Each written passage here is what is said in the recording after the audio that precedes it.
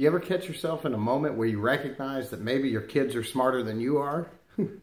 One of my mentors used to tell me all of the time that he strives to be childlike without being childish.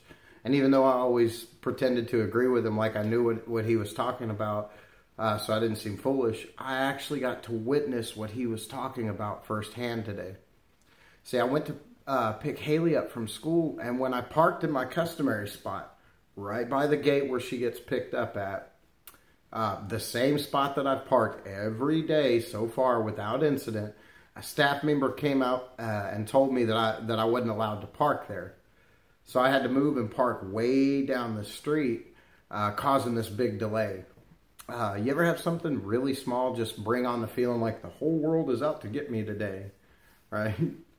So all I can think about as I was driving and cussing out loud was how late I was going to be picking up my older daughter who goes to a different school and gets out at the same time. I'm thinking this is going to throw my whole day off, right?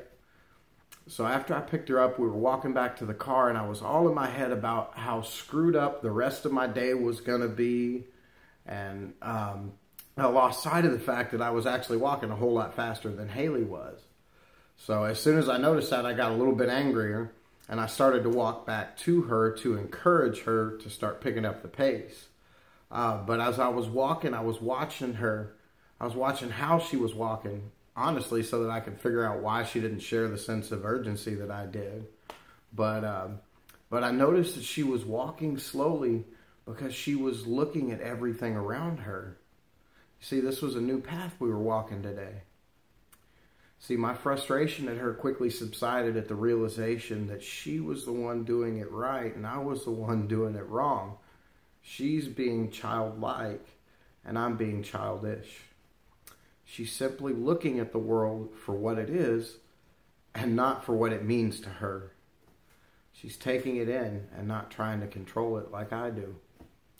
She didn't have so much of herself and her own thoughts in the way that she couldn't enjoy the new experience as it happened. It made me wonder how she learned this at such an early age, right? Because I've been trying to master that for years now, being in the moment.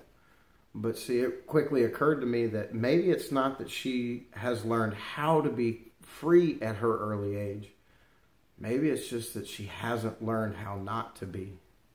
I've always thought that age and experience are what bring you wisdom, but sometimes that age and experience comes with some baggage, right? Maybe God programmed us from the beginning to be a part of the world and to take it all in.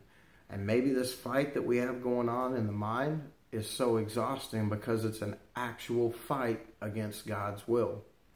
One of my favorite pieces of recovery literature tells me exactly where to find God, and that place is now, in the moment.